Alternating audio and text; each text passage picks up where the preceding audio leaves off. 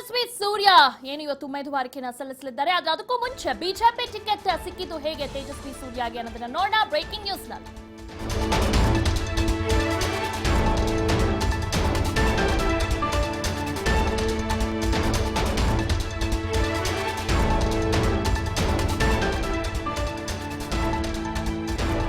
Tejasvi ಸೂರ್ಯಗೆ BJP ticket ಸಿಕ್ಕಿದ್ದು ಹೇಗೆ? ಕೊನೆ ಗಳಿಗೆಯಲ್ಲಿ ತೇಜಸ್ವಿನಿಗೆ ಟಿಕೆಟ್ ಕೈ ತಪ್ಪಲು ಕಾರಣವೇನು? ಈ ಹಿಂದೆ ತೇಜಸ್ವಿ ಸೂರ್ಯನ ಹೊಗಳಿದ್ದು ಯಾರು? ನೀನು ಸೂರ್ಯ, ನಿನ್ನಲ್ಲಿ ತೇಜಸ್ಸು ಇದೆ ಎಂದು ಹೊಗಳಿದ್ದು ಯಾರು?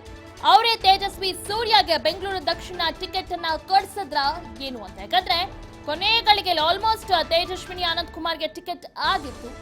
ಬಟ್ ಅನ್ಫಾರ್ಚುನೇಟ್ಲಿ ಕೊನೆಗೆ ಕೈ ತಪ್ಪಲು ಕಾರಣವೇನು ಮತ್ತು ಅವರೇ ತೇಜಸ್ವಿ ಸೂರ್ಯಗೆ ಬೆಂಗಳೂರು ದಕ್ಷಿಣ ಟಿಕೆಟ್ ಅನ್ನ ಕೊಡಿಸಿದ್ರಂತೆ. ಈ ಹಿಂದೆ ಅವರು ನೀನೇ ಸೂರ್ಯ, ನಿನ್ನಲ್ಲಿ ತೇಜಸ್ಸಿದ್ಯಂತೆ ಅಂತ ಹೊಗಳಿದ್ರಂತೆ.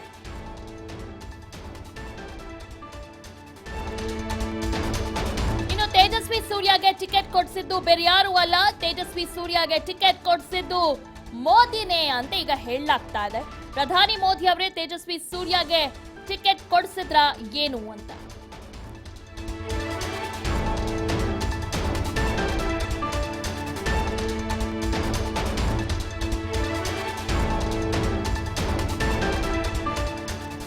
ತೇಜಸ್ವಿ ಸೂರ್ಯಗೆ ಟಿಕೆಟ್ ಕೊಡಿಸಿದ್ದು ಬೇರೆ ಯಾರು ಅಲ್ಲ, ಪ್ರಧಾನಿ ಮೋದಿ ಅಂತ ಹೇಳ್ತಿದ್ದಾರೆ. ಪ್ರಧಾನಿ ಮೋದಿ ಅವರೇ ತೇಜಸ್ವಿ ಸೂರ್ಯಗೆ ಟಿಕೆಟ್ ಕೊಡಿಸಿದ್ರಂತೆ ಅಂತ ಹೇಳಲಾಗ್ತಾ ಇದೆ.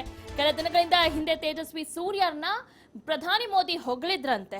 ವಿಡಿಯೋ ಕಾನ್ಫರೆನ್ಸ್ ನಲ್ಲಿ ತೇಜಸ್ವಿ ಸೂರ್ಯ ಬಗ್ಗೆ ಸಾಕಷ್ಟು ಒಳ್ಳೆ ವಿಚಾರಗಳನ್ನ ಹೇಳಿದ್ರಂತೆ. ನೀನು ಸೂರ್ಯ, ನಿನ್ನಲ್ಲಿ ತೇಜಸ್ಸು ಇದೆ ಅಂತ ಪ್ರಧಾನಿ ಮೋದಿ ಅವರು ಹೊಗಳಿದ್ರಂತೆ. ತೇಜಸ್ವಿ ಸೂರ್ಯ ಮಾತುಗಾರಿಕೆಗೆ ಮೆಚ್ಚಿ ಮೋದಿ ಅವರು ಟಿಕೆಟ್ ಕೊಡಿಸಿದ್ರ ಅಂತ ಬಿಜೆಪಿ ವಲಯದಲ್ಲಿ ಇಂಥದ್ದೊಂದು ದೊಡ್ಡ ಮಟ್ಟದ ಚರ್ಚೆ ನಡೀತಿದೆ. ಈ ಬಗ್ಗೆ ಹೆಚ್ಚಿನ ಮಾಹಿತಿಯನ್ನ ನೀಡ್ತಾರೆ ನಮ್ಮ ಪೊಲಿಟಿಕಲ್ ರಿಪೋರ್ಟರ್ ಪವನ್. ಪವನ್, ತೇಜಸ್ವಿನಿ ಅನಂತ್ ಕುಮಾರ್ ಅವರಿಗೆ ಆಲ್ಮೋಸ್ಟ್ ಟಿಕೆಟ್ ಫೈನಲ್ ಆಗಿತ್ತು, ಆದ್ರೆ ಕೊನೆಗಳಿಗೆ ಮಿಸ್ ಆಯ್ತು. ತೇಜಸ್ವಿ ಸೂರ್ಯಗೆ ಟಿಕೆಟ್ ಸಿಕ್ತು. ಈ ಹಿಂದೆ ಮೋದಿ ಅವರು ಸಾಕಷ್ಟು ಅವ್ರ ಬಗ್ಗೆ ಒಳ್ಳೆ ಮಾತುಗಳನ್ನ ಆಡಿದ್ರು. ಸೊ ಹೀಗಾಗಿ ಎಲ್ಲರಲ್ಲೂ ಚರ್ಚೆ ಆಗ್ತಾ ಇರೋದು 27 ವರ್ಷ ದಿ ಯಂಗ್ ಲೀಡರ್ ಬಿಜೆಪಿಗೆ ಹೇಗೆ ಟಿಕೆಟ್ ಸಿಕ್ತು ಅಂತ. ಎಸ್ ದಿವ್ಯಾ, ಇಲ್ಲಿ ನೋಡೋದಾದ್ರೆ ತೇಜಸ್ವಿನಿ ಅನಂತ್ ಕುಮಾರ್ ಅವರಿಗೆ ಟಿಕೆಟ್ ಬಹುತೇಕ ಖಚಿತ ಅಂತ ಹೇಳಲಾಗಿತ್ತು. ಚುನಾವಣಾ ಪ್ರಚಾರವನ್ನು ಕೂಡ ಆರಂಭ ಮಾಡಿದ್ರು. ಅದರ ಕೊನೆ ಗಳಿಗೆಯಲ್ಲಿ ಈಗ ತೇಜಸ್ವಿ ಸೂರ್ಯ ಅವರಿಗೆ ಟಿಕೆಟ್ ಸಿಗಲಿಕ್ಕೆ ಕಾರಣ ಏನು ಅನ್ನುವಂಥ ಒಂದು ಚರ್ಚೆ ಬಿಜೆಪಿ ವಲಯದಲ್ಲಿ ದೊಡ್ಡ ಮಟ್ಟಿಗೆ ನಡೀತಾ ಇದೆ. ಬಹಳ ಪ್ರಮುಖವಾಗಿ ಮೋದಿ ಅವರು ಕೆಲ ದಿನಗಳ ಹಿಂದಷ್ಟೇ ನಡೆದಂತಹ ವಿಡಿಯೋ ಸಂವಾದದಲ್ಲಿ ತೇಜಸ್ವಿ ಸೂರ್ಯ ಅವರ ಬಗ್ಗೆ ಒಳ್ಳೆಯ ಮಾತುಗಳನ್ನು ಹೇಳಿದ್ರು. ಅದು ಕೂಡ ಈಗ ಬಿಜೆಪಿ ವಲಯದಲ್ಲಿ ಚರ್ಚೆ ಆಗ್ತಾ ಇದೆ. ನಿನ್ನ ಹೆಸರು ಸೂರ್ಯ, ನಿನ್ನ ಮುಖದಲ್ಲೂ ಕೂಡ ತೇಜಸ್ ಇದೆ, ನಿನ್ನ ಹೆಸರಿಗೆ ತಕ್ಕಂಗೆ ನಿನ್ನ ತೇಜಸ್ಸು ಉಳ್ಳಂತ ಯುವಕನಾಗಿದ್ದೀಯಾ ಅನ್ನುವಂಥ ಮಾತುಗಳನ್ನ ಮೋದಿ ಅವರು ಹೇಳಿರ್ತಾರೆ. ಅದು ಈಗ ಸೋಷಿಯಲ್ ಮೀಡಿಯಾದಲ್ಲಿ ವೈರಲ್ ಆಗ್ತಾ ಇದೆ, ಬಿಜೆಪಿ ವಲಯದಲ್ಲಿ ಚರ್ಚೆ ಆಗ್ತಾ ಇದೆ. ಹೀಗಾಗಿ ಮೋದಿ ಅವರ ಗಮನ ಸೆಳೆಯಲಿಕ್ಕೆ ತೇಜಸ್ವಿ ಸೂರ್ಯ ಅವರು ಯಶಸ್ವಿಯಾಗಿದ್ದಾರೆ. ಹೀಗಾಗಿ ಕೊನೆ ಕ್ಷಣದಲ್ಲಿ RSS ನವರು ತೇಜಸ್ವಿ ಸೂರ್ಯ ಅವರ ಹೆಸರನ್ನ ಅಲ್ಲಿಗೆ ತೆಗೆದುಕೊಂಡು ಬರಲಿಕ್ಕೆ, ಅಂದ್ರೆ ಬೆಂಗಳೂರು ದಕ್ಷಿಣಕ್ಕೆ ಫೈನಲ್ ಮಾಡುವಂತೆ ಭಾರತ ಅಂದ್ರೆ ರಾಷ್ಟ್ರೀಯ ಮಟ್ಟದಲ್ಲಿ ಒತ್ತಡ ಹೇರದಂತ ಸಂದರ್ಭದಲ್ಲಿ ಮೋದಿ ಅವರು ಈ ಹೆಸರನ್ನ ಕೂಲಂಕುಷವಾಗಿ ಪರಿಶೀಲನೆ ಮಾಡಿದ್ದಾರೆ. ಸೊ ಮೊದಲಿಂದನೂ ಕೂಡ ಒಳ್ಳೆ ಒಪಿನಿಯನ್ ಇದ್ದಂತ ಕಾರಣದಿಂದಾಗಿ ಮೋದಿ ಅವರು ಕೂಡ ಇದಕ್ಕೆ ಗ್ರೀನ್ ಸಿಗ್ನಲ್ ನೀಡಿದ್ರು ತೇಜಸ್ವಿ ಸೂರ್ಯ ಅವರ ಸ್ಪರ್ಧೆಗೆ ಅಂತ ಹೇಳಲಾಗ್ತಾ ಇದೆ. ಹೀಗಾಗಿ ರಾಷ್ಟ್ರೀಯ ಮಟ್ಟದ ನಾಯಕರ ಗಮನ ಸೆಳೆಯಲಿಕ್ಕೆ ತೇಜಸ್ವಿ ಸೂರ್ಯ ಅವರು ಯಶಸ್ವಿ ಆದಂತ ಕಾರಣದಿಂದಾಗಿ ಅವರಿಗೆ ಟಿಕೆಟ್ ಸಿಕ್ಕಿದೆ ಅಂತ ಈಗ ಬಿಜೆಪಿ ವಲಯದಲ್ಲಿ ಚರ್ಚೆ ಆಗ್ತಾ ಇದೆ. ಮತ್ತೊಂದು ಬ್ರೇಕಿಂಗ್ ನ್ಯೂಸ್ ಬರ್ತಾ ಇದೆ.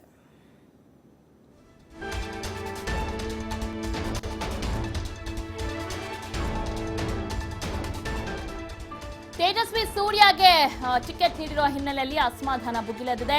ಹೈಕಮಾಂಡ್ ವಿರುದ್ಧ ಬೆಂಗಳೂರು ದಕ್ಷಿಣ ಶಾಸಕರು ಅಸಮಾಧಾನವನ್ನು ವ್ಯಕ್ತಪಡಿಸಿದ್ದಾರೆ. ಅಶೋಕ್, ಸೋಮಣ್ಣ ಅವರು ತೀವ್ರ ಆಕ್ರೋಶಗೊಂಡಿದ್ದಾರೆ.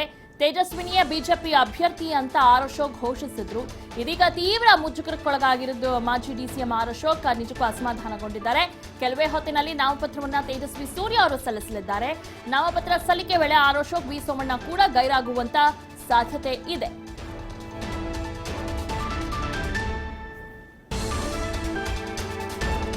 ಓಕೆ, ಈ ಬಗ್ಗೆ ಇನ್ನಷ್ಟು ಮಾಹಿತಿಯನ್ನ ನೀಡ್ತಾರೆ ನಮ್ಮ ಪ್ರತಿನಿಧಿ ಪವನ್. ಪವನ್, ಇದು ಸಹಜ, ಒಬ್ಬರಿಗೆ ಟಿಕೆಟ್ ಅನ್ನ ನೀಡದಂತಹ ಸಂದರ್ಭದಲ್ಲಿ ಅಸಮಾಧಾನ ಇದ್ದೇ ಇದೆ. ಆದ್ರೆ ತೇಜಸ್ವಿನಿ ಅವರು ತೆಗೆದುಕೊಂಡಿರೋ ರೀತಿ ನಿಜಕ್ಕೂ ಮೆಚ್ಚುವಂತದ್ದು. ಇಟ್ಸ್ ಓಕೆ, ಪರವಾಗಿಲ್ಲ, ನಾವು ಶಾಂತಿಯನ್ನ ಕಾಪಾಡೋಣ, ಒಳ್ಳೇದಾಗ್ಲಿ, ಮೋದಿ ಅವರು, ನಾವು ಮೋದಿಗೋಸ್ಕರ ಎಲ್ಲರೂ ಕೆಲಸ ಮಾಡೋಣ ಅಂತ ಹೇಳಿದ್ದಾರೆ. ನಿಜಕ್ಕೂ ಈ ರೀತಿ ಮಾತುಗಳನ್ನ ಜನರು ಬಹಳ ರೆಸ್ಪೆಕ್ಟ್ ಮಾಡ್ತಾರೆ. ಜೊತೆಗೆ ಈಗ ಯಂಗ್ ಲೀಡರ್ಗೆ ಏನು ಮೋದಿ ಅವರೇ ಟಿಕೆಟ್ ಕೊಟ್ಟಿದ್ದಾರೆ ಅಂತಾನೆ ಇಟ್ಕೊಳ್ಳೋಣ. ಸೊ ಎಲ್ಲೋ ಒಂದ್ ಕಡೆ ಜನ ಅವರಿಂದ ಬಯಸೋದು ಒಂದು ಅಭಿವೃದ್ಧಿ, ಜನಪರ ಯೋಜನೆಗಳು.